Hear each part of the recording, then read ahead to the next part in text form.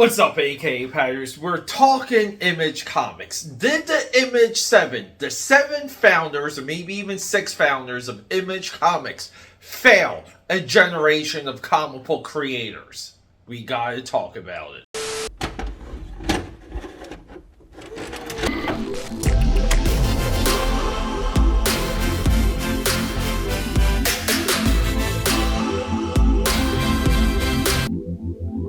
Oh, we're back, aka Patters TGIF. I apologize for no video yesterday. I've been hard at work on AKAPAD.com.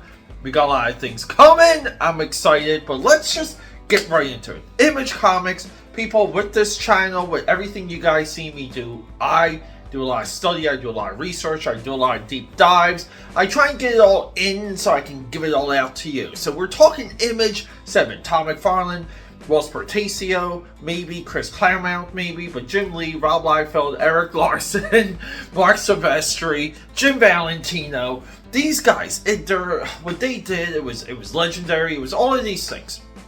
And then, with this Todd McFarlane deep dive, I was kind of listening to and rewatching the Todd McFarlane Peter David debate that was right here in Philadelphia, PA in 1993, maybe even 1994. And it hit me like a ton of bricks, lightning in the brain, the gray matter ignited. Peter David is right. He's so right in that debate. Image Comics, these guys didn't do anything. I'm sorry, they didn't do anything when it comes to creator rights. They all became what they hated. They all became what they criticized, especially the actions of Todd McFarlane. Really disastrous when you look at it. Rob Liefeld's business decisions, nothing but disastrous. Eric Larson becoming an absolute pervert. Jim Valentino being Jim Valentino. Mark Silvestri, look, Mark Silvestri kinda, right, is, in my opinion, the absolute highlight of all of Image Comics. But we grew up with this idea that you don't need the big two.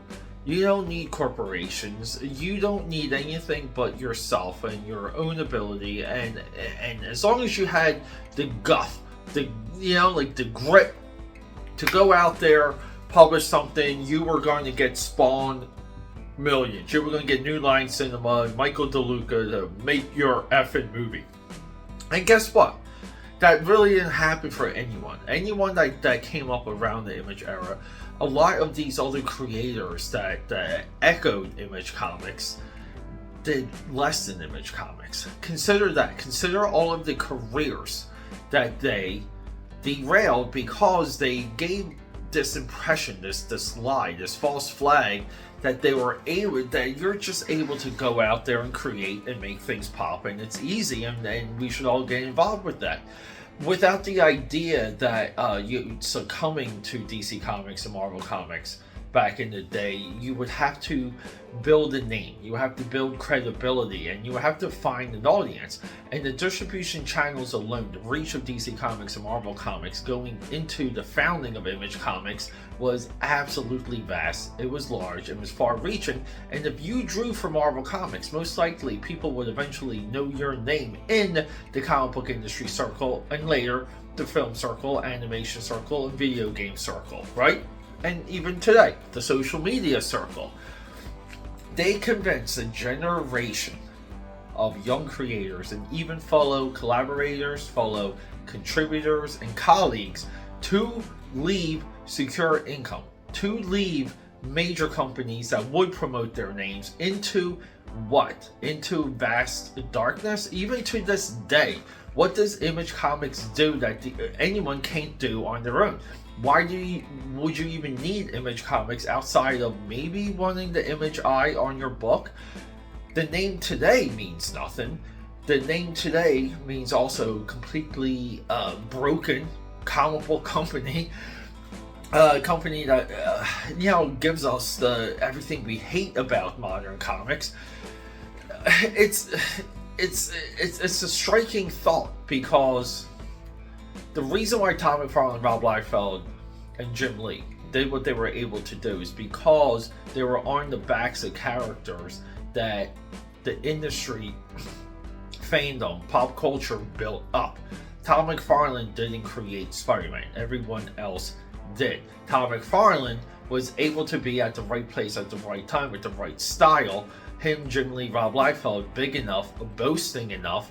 It was a perfect storm, and somehow they made it seem like that perfect storm that is not replicable could be replicated quite easily as long as you drew the way they wanted you to draw, did business practices the way that they said you should do business practices.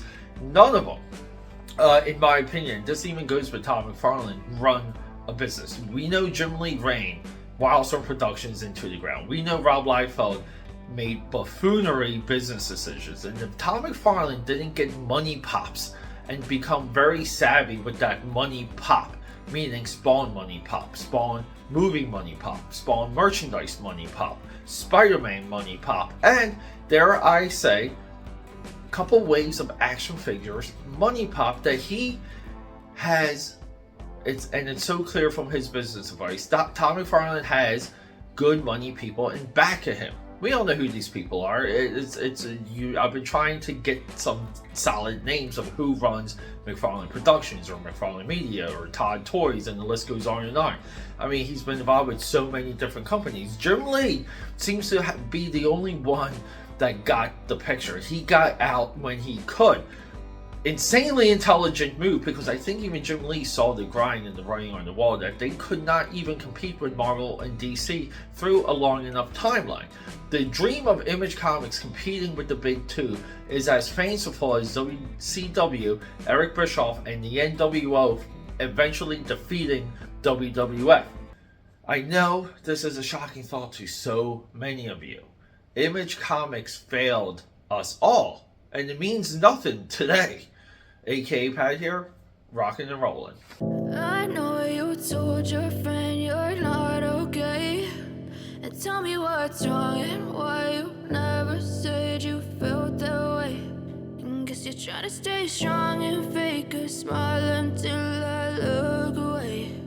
But I've known you too long, it hurts to watch your blue eyes fade to gray as you fade away.